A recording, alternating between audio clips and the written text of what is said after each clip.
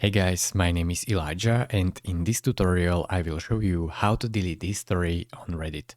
As you can see here is my recent history, so go to your profile picture and click on it. This will expand this menu where you have to click on settings down here.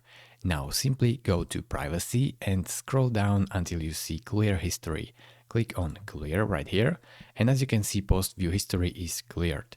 But as you can see, the recent are still here. So what you could do is to go right here to the Chrome three dots and click on settings right here. Simply go to privacy and security and then click on delete browsing data. Now click on delete data. When you go back to Reddit and refresh the page, you should see that the recent disappeared. It is really this simple. Thank you very much for watching. If this video was helpful to you, consider subscribing and liking this video, and I will see you in the next tutorial. Bye bye.